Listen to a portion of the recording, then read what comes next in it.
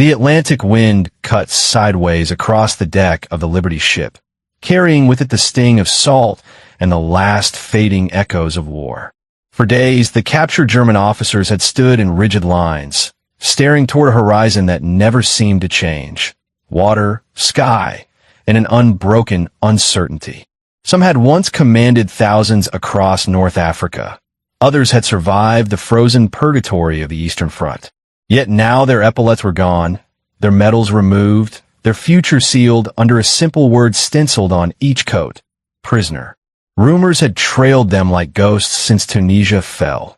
Whispers of summary execution, vengeful interrogations, and brutal camps where the defeated enemy was made to disappear quietly. Even the ship's engines, steady as a heartbeat, could not drown out the thoughts none dared voice. Each man wondered whether the shoreline approaching would be the last landscape he'd ever see.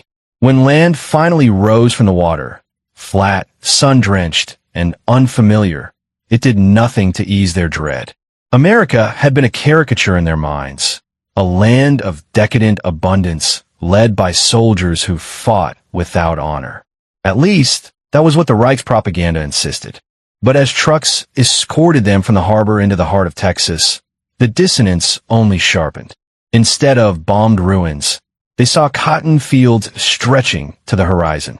Instead of angry mobs, they saw families in overalls pausing from farm work, shielding their eyes to watch the convoy pass.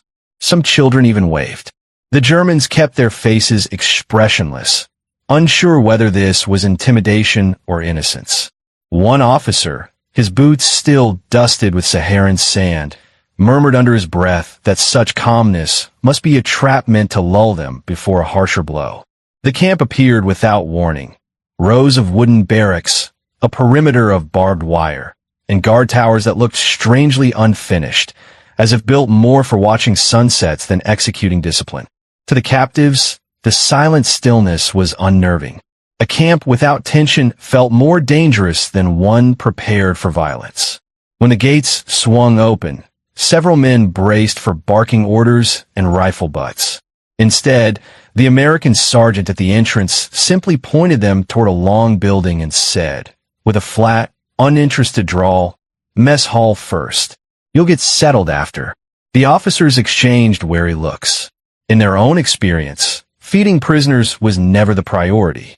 Inside, the air hit them like a physical blow, warm, smoky, rich with aromas they had not encountered in years. Something sizzled. Something else crackled. A low hiss from a grill mingled with a smell almost forgotten: fresh bacon. The officers froze. A few blinked rapidly, unsure if their senses were betraying them.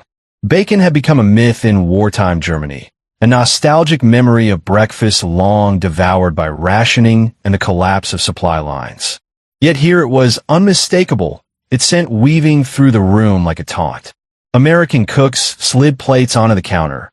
Eggs, potatoes, thick slices of bread, and that impossible, gleaming bacon. A steaming pot of coffee stood nearby, its dark aroma drifting toward men who had marched across deserts with nothing but bitter substitute brews for comfort. The sergeant repeated the order to step forward. One of the older colonels hesitated, convinced this display was some psychological tactic, a stage kindness before cruelty. But hunger broke hesitation, and he reached for a tray. The moment he touched it, his posture shifted, not in relief, but in disbelief. Another officer whispered that such food must be reserved for the Americans themselves. A cook overheard and snorted, adding casually that prisoners received standard rations same as us. The statement felt surreal, impossible. Equal food for defeated enemies? No nation at war gave such treatment. Not on the Eastern Front, not in Italy, not in the deserts where they had fought and starved. As they sat, still stiff from suspicion, the first bite created a silence that felt heavy and strange. Some chewed slowly, reverently. Others swallowed too quickly, terrified this mercy would vanish if savored. One young officer stared at his plate as if it were a coded message. How can a nation at war afford such generosity? Why feed prisoners so well? No propaganda had prepared them for this contradiction. Across the table, A general who had never before shown vulnerability let his shoulders loosen. His thoughts wandered to his men still fighting in Europe, thrashing against an enemy he now realized he barely understood. If the Americans treated prisoners like this, then what else had the Reich concealed? Outside the mess hall, camp life carried on with a casual rhythm entirely inconsistent with their expectations. Guards leaned against railings, chatting idly. A radio played swing music. The officers, still disoriented, were marched to their barracks. Simple wooden rooms with cots, blankets, and stoves. Not comfort, but not cruelty either. For some, the absence of brutality was more unsettling than violence. A few whispered that this was a calculated move to soften them before interrogation. Others wondered whether the Americans were attempting to impress them. Yet the deeper, unspoken fear was different. Perhaps they had misjudged the enemy entirely. As dusk settled, the first real shift occurred, quiet but profound. Standing at the barack window, one of the captured generals watched an American guard share a cigarette with another prisoner working nearby. The guard laughed at something the man said, clapped him lightly on the shoulder, and walked on. It was a small interaction, ordinary and unremarkable. Yet to the general, it felt like a fracture in the worldview he had carried since long before the war. Compassion from a captor was not merely unexpected. It was destabilizing. It suggested a different kind of strength, one not rooted in fear but in confidence. Night came with a soft Texas breeze brushing against the barracks. Some officers lay awake, replaying the day's events, trying to reconcile the contradiction between everything they had feared and everything they had witnessed. Execution had not come. Humiliation had not come. Instead, they had been welcomed with bacon, coffee, and a strange, unsettling dignity. It was too early to trust, but impossible to ignore. And as they drifted into uneasy sleep, one realization lingered among them all. If the Americans continued treating them this way, their greatest battle might not be survival, but understanding why. The morning after their arrival, the German officers awoke to the sound of pans clattering and voices drifting through the thin wooden walls. It was a sound more suited to a farm kitchen than a prison camp, and several men sat up abruptly, unsure whether they had dreamed the previous day's strange generosity. The barracks smelled faintly of pine, dust, and lingering bacon, a fragrance that clung stubbornly to memory. The general who had watched the guard share a cigarette the night before rose slowly, rubbing his stiff shoulders. His life had been shaped by rigid codes and iron hierarchies. Yet this place seemed to exist at an angle to everything he understood. The camp was enclosed by barbed wire, yes, but it breathed with a rhythm closer to routine than oppression. Outside, the guards strolled their posts without urgency, as if confident that the prisoners had nowhere to run. And perhaps that confidence stung most of all. They were marched once again to the mess hall. Though this time the officers took their steps with a mixture of caution and disbelief rather than outright dread. Inside, the transformation of their expectations deepened. American cooks moved briskly between stoves, flipping bacon with practiced ease, scooping scrambled eggs into metal trays, and stirring coffee pots that released plumes of fragrant steam. The sizzling of meat grew almost hypnotic. One colonel stared so intently at the pan that a cook chuckled and said, "It ain't going anywhere, fellas." The joke had no mockery in it, just the casual banter of men accustomed to work. The colonel looked away quickly, unable to reconcile the tone with captivity. When the officers sat, the room filled with the muted clatter of utensils against tin plates. Some ate hungrily, others with embarrassment, as if being fed so well were an insult to their suffering. The youngest officer glanced repeatedly toward the guards, waiting for the cruelty that never came. He whispered to the general that the Americans must have alternate plans for them, plans disguised behind these generous meals. But the general didn't answer. His focus remained on a strip of bacon cooling on his plate, its edges curling slightly as it hardened. In its simplicity, he saw a contradiction so profound that it gnawed at him. How could a nation give away what it had no obligation to provide? After breakfast, the men were escorted to the workyard. Instead of shovels or chains, They found orderly rows of benches where carpenters shaped lumber for camp repairs. Others hauled crates of supplies, stacked firewood, or tended the vegetable patches outside the barracks. A supervisory guard explained, almost cheerfully, that work kept the camp running and gave prisoners something productive to do. Payment, he noted, would be in canteen credits, a shock that left several officers blinking. Being paid for labor in captivity was an idea that clashed violently with their homeland's own treatment of prisoners. One officer muttered that the Americans were either naive or dangerously clever, and the line between the two felt indistinguishable. Throughout the day, the clinking of tools mingled with distant laughter. At one point, a group of prisoners repairing a fence began singing an old marching song. A guard shouted for them to keep it down, but even his scolding carried more exasperation than anger. The general observed quietly from the shade of storage shed, noting the strange ease with which guards and prisoners navigated the same space.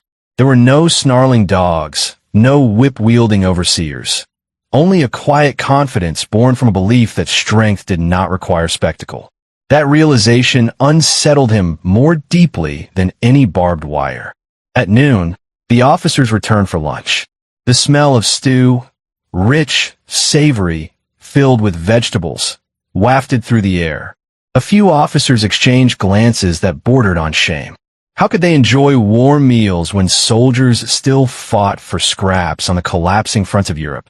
Letters from home, when they arrived, painted a grim picture. Ration books nearly empty, fats and meats scarce, families trading heirlooms for bread. And yet here, behind barbed wire in Texas, they were eating better than many civilians in the Reich. The contradiction pressed heavily on their conscience. By afternoon, fatigue and reflection blended into a quiet haze. The general walked the perimeter of the yard, hands behind his back, studying the camp structure. The fences were well maintained, but gaps between posts revealed glimpses of open farmland beyond. If he had been a younger man, perhaps he would have considered escape. But now he wondered why escape felt pointless. The enemy he had expected to hate did not behave like an enemy at all. Twice that day, he'd overheard guards speaking about their own brothers fighting in Europe, yet neither conversation held bitterness toward the prisoners. It was a level of restraint he did not know how to process. As dusk softened the sky, the officers gathered outside their barracks, each absorbing the day's quiet revelations in his own way. Some leaned against posts, watching the sunset paint the clouds in tints of copper. Others paced restlessly, still searching for signs of hidden cruelty. But in the shifting light, the camp looked less like a battlefield's aftermath and more like a strange, temporary village. The general found himself standing again near the fence, staring out at the fields where American farmers harvested crops with slow, steady motions. Life continued beyond the barbed wire with an ease that made the war feel impossibly distant. One of the guards approached, carrying a small, wrapped bundle. He handed it through the fence to the general and said, "Leftovers from the kitchen. Figured you boys might want something before lights out." Inside the bundle lay several strips of bacon, still warm. The general didn't speak, didn't nod, didn't betray the shock rippling through him. The guard simply tipped his cap and walked away, humming softly to himself. Later, in the dim barracks, the officers shared the bacon quietly, each bite thick with unspoken questions. Why were they being treated with such humanity? What purpose did it serve? And what did it say about the ideology they once obeyed without hesitation? As the general lay back on his cot, the final thought that slipped into his mind chilled him more than any threat of execution. If kindness could unsettle him so profoundly, what else about his convictions might crumble next? The weeks that followed unfolded with a rhythm none of the German officers could have predicted. By day, they worked in orderly routines that blurred the boundaries between captivity and community. By evening, they returned to barracks that no longer felt like holding pens, but temporary dwellings suspended in a strange calm. Yet the most unsettling transformation came not from the barbed wire that framed their world, but from the small and steady gestures that kept undermining their expectations. Every morning, The smell of bacon drifted through the camp like a deliberate contradiction. Every afternoon, guards greeted them with nods instead of suspicion. And every night, the general lay awake wondering how long a man could cling to old certainties when each passing day eroded them gently, almost politely. The work assignments expanded as spring warmed the Texas soil. Some officers were sent to farms beyond the camp, places where labor shortages had grown severe as American men shipped off to fight overseas. The general and a few colonels joined one such group, transported in the back of a flatbed truck that rattled down dirt roads between open fields. It was the first time they had left the sight of the camp's towers, and the freedom, though still supervised, felt disorienting. Farmers watched their arrival with wary curiosity, but not fear.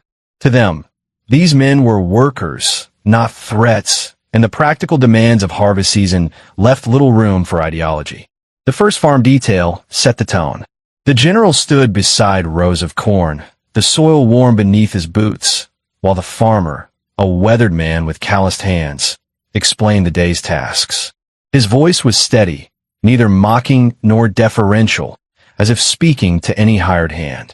The general listened, torn between resentment and bewilderment. War had distilled his identity into rank and obedience, but here he was being treated like an ordinary laborer. When he bent to lift the first crate of produce, a strange sensation washed over him. Not humiliation, but a flicker of normalcy he hadn't felt since before the war consumed everything.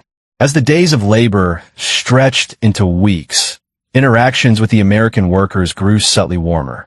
One farmer offered the officers cold water during a hot afternoon, passing the jug as though sharing it with neighbors. Another brought extra biscuits wrapped in cloth, telling them that hungry men worked poorly. These gestures, small as they seemed, loosened something inside the officers that discipline had kept tightly wound. The youngest among them began asking hesitant questions about American families, American towns, even American music. The farmers answered with simple honesty, unaware of how deeply each word chipped away at the caricature of America the prisoners had once believed. One Sunday afternoon became a turning point. The general and several officers were invited to eat a meal at the farmhouse, a gesture so unexpected that they initially refused, convinced it was some violation of protocol. But the guard accompanying them shrugged and said it was permitted as long as boundaries were respected. The officers followed hesitantly, unsure whether gratitude or suspicion should guide their feet. Inside the farmhouse, the smell of roasting meat filled the air, mingled with the unfamiliar sweetness of cornbread. The table was modest but generous, laid with dishes that spoke of effort rather than extravagance. The general found himself seated beside the farmer's teenage son, who stared at him with the kind of earnest curiosity only youth could summon. Conversation began awkwardly. The officers were used to being spoken to casually, especially by civilians. But gradually, the room softened. The farmer's wife asked whether they preferred their tea sweet or plain. The officers exchanged glances. Few had tasted real tea in years. The farmer joked that if they didn't like the cornbread, they were welcome to blame his wife, who promptly swatted his arm. Laughter followed, quiet at first, then growing as the men allowed themselves to respond. It was the kind of laughter that came from remembering they were human before they were soldiers. For the general, the moment struck with surprising force. As he tasted the food, warm and home-cooked, he realized how carefully he had been guarding the remnants of his pride. But sitting at that table, hearing the gentle clatter of utensils and the easy conversation flowing around him, he understood that pride was not being stripped from him. It was being offered a different shape. He was no longer a symbol of a war machine. He was a guest at a family Sunday meal. And that, somehow, felt more disarming than any interrogation. After the meal, the farmer walked them back to the truck. He paused and said something simple. War ends one day. People don't. The words lingered in the general's mind with quiet devastation. No propaganda, no speech from Berlin had ever acknowledged such a truth. He climbed onto the truck silently, unsettled by how deeply the farmer's sincerity had pierced him. Back at the camp, The officers found themselves speaking about the experience in hushed tones. The young officer who once expected traps now admitted he felt confused. Another wondered aloud how a nation capable of such hospitality could be the same enemy they had been told sought to annihilate them. Even the colonel, stubborn and proud, confessed that the taste of cornbread had reminded him of his mother's kitchen before the world collapsed into conflict. Each man confronted a private reckoning. The war had defined them, but perhaps it no longer wholly owned them. As summer deepened, these encounters multiplied. Officers were asked to help repair barns, mend fences, and assist with livestock. They learned the names of farm families and were greeted by children who giggled at their accents. Sometimes they returned to camp carrying small gifts, fresh fruit, a slice of pie, a newspaper left behind by a farmer. These tokens were harmless, even ordinary, but in their ordinariness lay the heart of the conflict now taking shape. The officers found themselves caught between the ideology they had served and the humanity they were being shown. The dissonance grew sharper each day, washing through them like a slow tide eroding a crumbling shore. The general felt this most acutely. Each night he sat by the barack window, the Texas moon burning faintly above the wire, and tried to chart the shifting landscape of his beliefs. He had always imagined that captivity would harden him. Instead, its softened edges he didn't know had dulled. The kindness of strangers, unstrategic, uncalculated, forced him to confront a truth he had long resisted. Cruelty was not a universal currency. Then, one evening, as the officers returned from another farm detail, the guard at the gate mentioned that a special assignment awaited them the next morning. His tone was neutral, but something in his expression hinted at a change, subtle but unmistakable. The general felt his stomach tighten. If kindness had unsettled him, what came next might challenge him even more. The special assignment arrived at dawn, revealed not through dramatic announcements, but through the quiet organization of the camp's daily rhythm. The general and several officers were told they would assist with cataloging supplies in one of the larger storage buildings, a task so mundane it almost felt suspicious. Yet when they entered the warehouse, the meaning of the assignment unfolded with disarming clarity. Rows of crates bearing Red Cross symbols lined the walls. Stacks of medical kits, canned goods, and handwritten inventory sheets formed a landscape of order and humanitarian intent. A sergeant gestured for them to help. Nothing more, nothing less. But the general understood instantly. This was no test of loyalty, no interrogation technique. This was simply trust offered without ceremony. It was the final weight tipping an already shifting scale inside him. As the men worked, the general noticed something he had not seen before. The guards treated them not as defeated enemies, but as capable adults, responsible for maintaining a system that benefited everyone inside the camp. This sense of shared responsibility unsettled him even more deeply than kindness.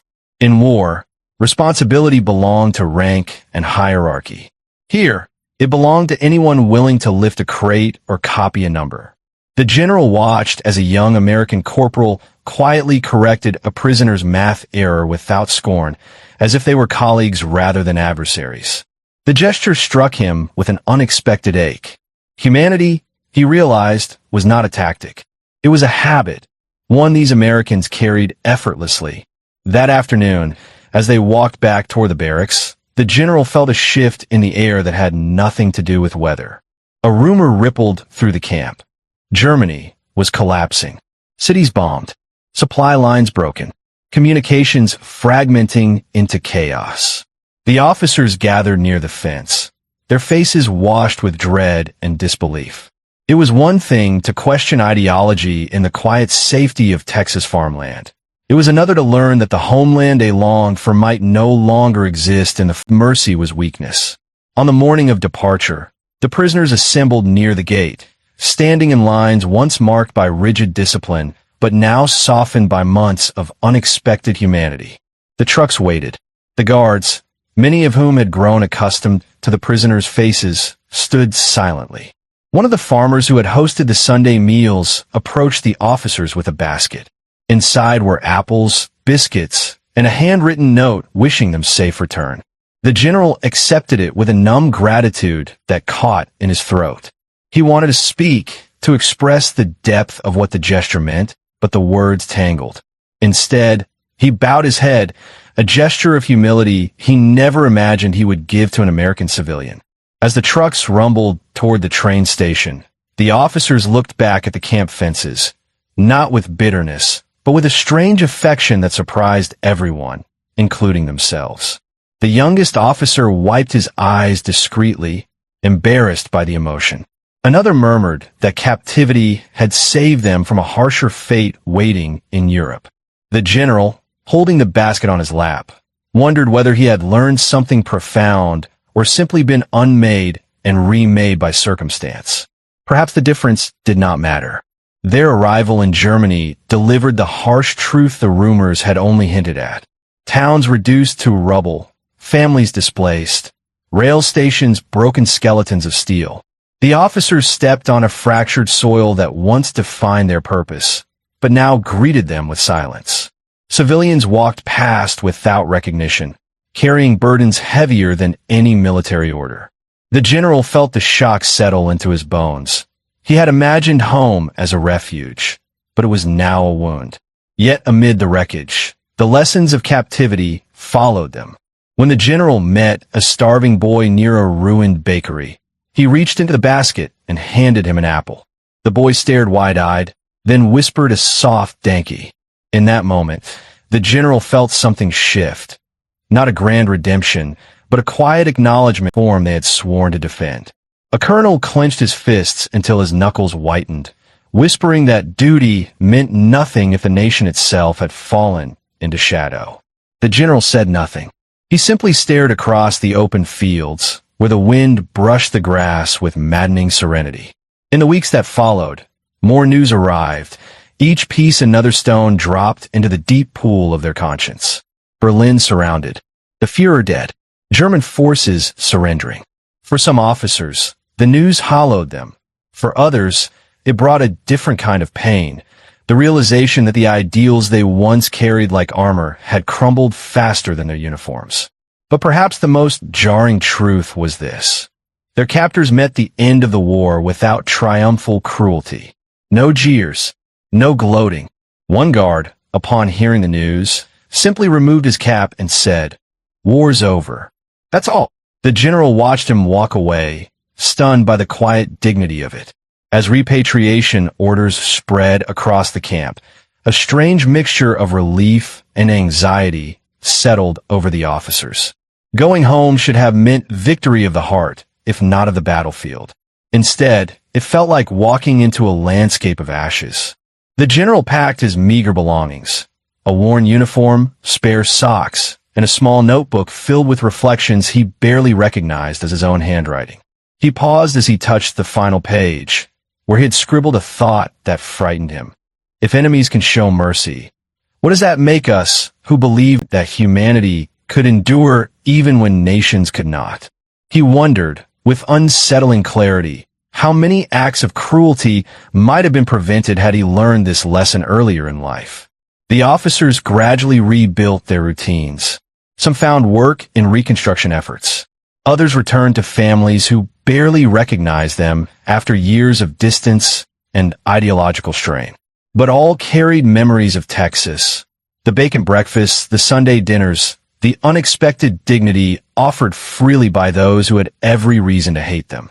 These memories haunted and sustained them in equal measure, shaping their understanding of responsibility in a broken world.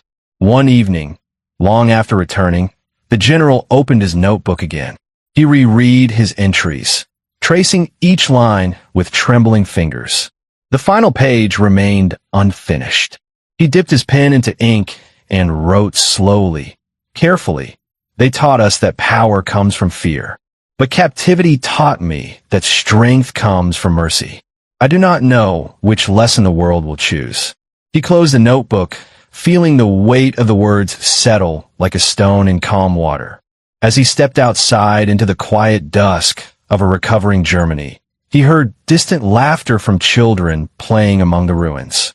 Life impossibly continued. But just as he began to walk toward his home, a familiar sound caught him off guard. The faint crackle of bacon frying in a neighbor's pan, the aroma carried softly on the evening air. He froze, breath shallow, as memory and reality intertwined. And in that blending, a new question formed, one that would trouble him far more deeply than any order he had ever received. If mercy could echo across continents and outlast war itself, what future might depend on choosing it again?